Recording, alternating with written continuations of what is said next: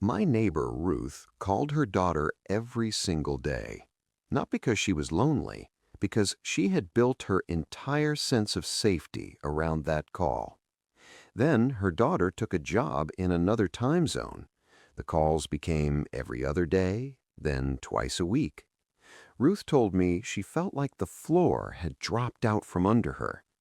She wasn't abandoned, she was just unprepared for what happens when the people you love have their own lives to live. That conversation changed how I think about happiness after 65.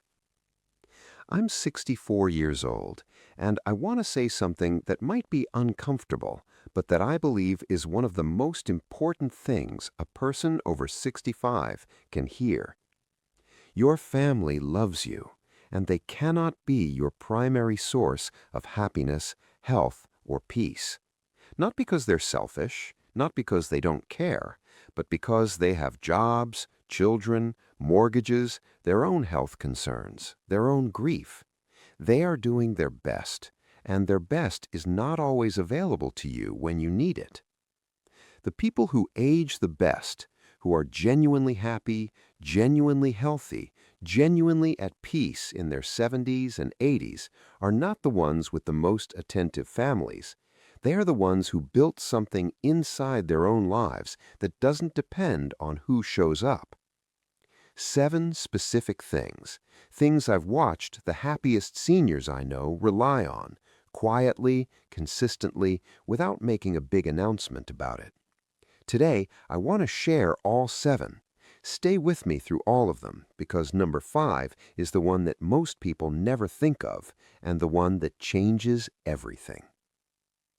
Before I get to number 2, I want to tell you what a researcher at Stanford found when studying happiness in adults over 65. She expected family contact to be the strongest predictor. It wasn't even in the top 3. I'll tell you exactly what was in about 4 minutes, but first, the foundation everything else rests on. The first thing, a daily ritual that belongs entirely to you. Not a task, not an obligation, a ritual. Something you do the same way, at the same time every day that signals to your nervous system, this is mine, this is stable, this is here regardless of who called and who didn't. For me, it's coffee outside every morning for 20 minutes. Rain, cold, doesn't matter. That ritual is the anchor of my day. My friend Patricia, 71, lives alone in Ohio, has a 30-minute walk every morning before she does anything else. She told me, when everything else is uncertain, that walk is certain, and that certainty is worth more than I can explain. The ritual doesn't have to be impressive, it has to be yours, consistent, non-negotiable. Build it, protect it, let nothing take it from you, including a phone call from a family member that can wait 20 minutes. Second, one hobby that requires either your hands or your mind, preferably both. Not passive entertainment, not television or scrolling, something that demands your active participation, that pulls your full attention into the present moment, that produces something, a result, a skill, a small satisfaction at the end of each session. Woodworking, gardening, cooking from scratch, painting, knitting, chess, learning an instrument, it doesn't matter what it is. What matters is that for the hour or 2 you spend on it, you are fully present in your own life rather than waiting for it to bring you something. Research on happiness states the psychological experience of being completely absorbed in a challenging activity consistently shows that people who experience flow regularly report significantly higher life satisfaction than those who don't, regardless of age, regardless of health, regardless of how often their children call. Find your flow. That's the second thing. Third, financial independence from your family and complete clarity about your own financial situation. This one is practical and emotional at the same time.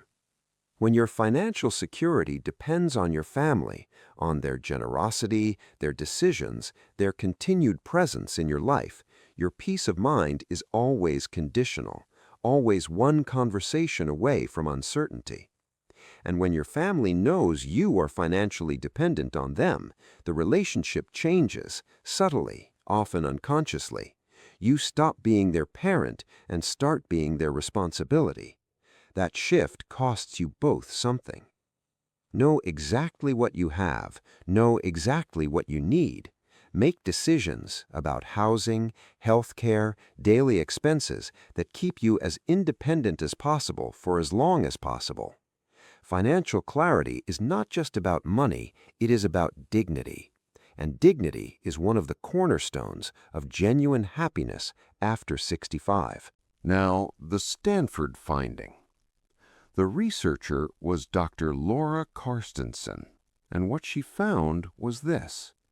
The strongest predictor of happiness in older adults was not family contact, not health, not income. It was the quality of emotional regulation, specifically the ability to choose where you direct your attention and your energy. That finding connects directly to thing number 5, but first, things 4. Fourth, a community outside your family that expects you and values your presence. A church, a club, a volunteer organization, a class, a regular group of any kind. Something that meets consistently, where people know your name, where your absence would be noticed. This is different from friendship, which we'll get to. This is about belonging to something larger than yourself, about being a regular somewhere, about the particular kind of recognition that comes from a community that has its own purpose and that you are part of. The research on this is consistent and striking. Adults over 65 who belong to at least one regular community outside their family show measurably better health outcomes, lower rates of depression, and longer life expectancy than those who don't, regardless of how close their family relationships are. You need somewhere that expects you. Find it. Show up consistently. Let yourself become a regular. Fifth thing, the one most people never think of, the one I believe is the most important on this entire list. A sense of usefulness that has nothing to do with your family. Here is what I've observed in the people who age hardest, who seem diminished, flat, without energy or direction in their 70s and 80s. Almost universally, they lost their sense of usefulness when their working life ended or their children became independent. The roles that made them feel necessary disappeared, and nobody told them how to find new ones. And here is what I've observed in the people who age best, who seem more alive at 75 than they did at 55. They found something that needed them, something outside their family, something where their specific experience, their specific knowledge, their specific presence made a real difference to someone or something. Mentoring, volunteering, teaching a skill, being the person who shows up reliably for a neighbor, writing down what they know so someone else can use it, growing food and giving it away. Any form of contribution, however humble, that creates the daily experience of mattering. Dr. Carstensen's research points directly here. The ability to regulate your own emotional experience, to choose where your attention goes, is enormously strengthened by having something that genuinely needs you. Because when you are needed, you have a reason to bring your best self to the day.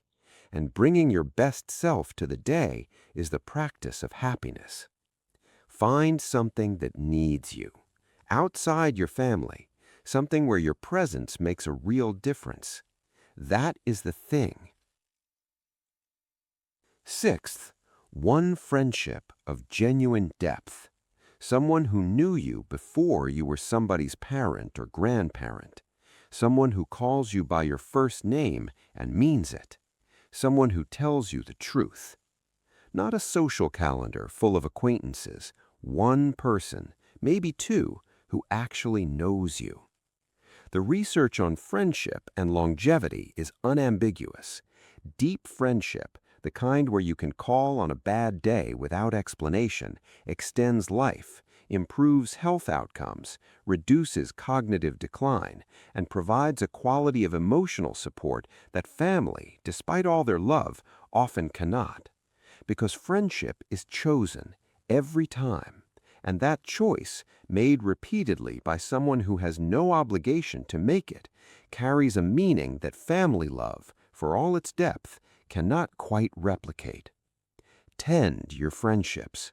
They are not a luxury, they are medicine.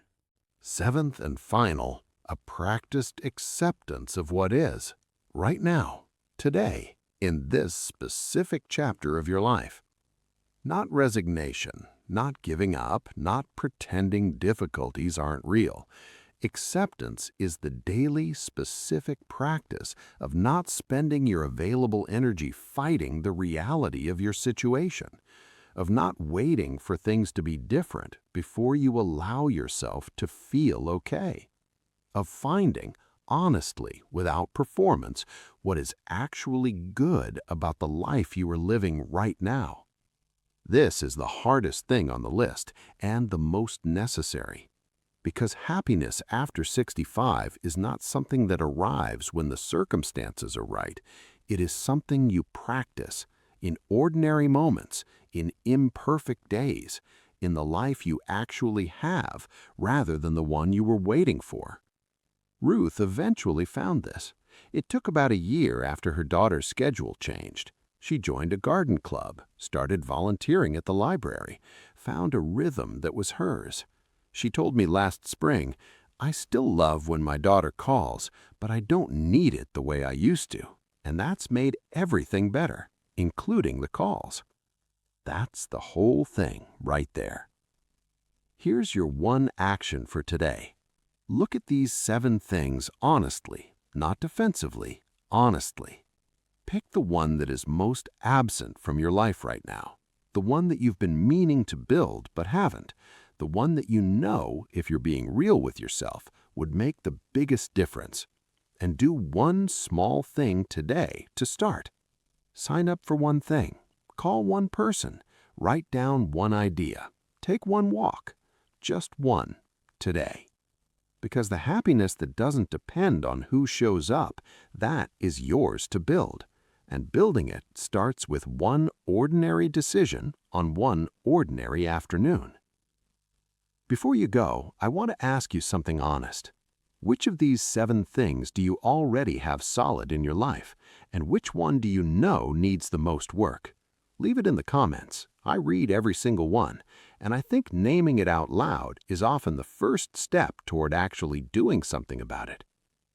Next time, I want to talk about what happens when you do build these 7 things, what your family actually experiences when you stop needing them so much. It's not what most people expect. I'll see you then.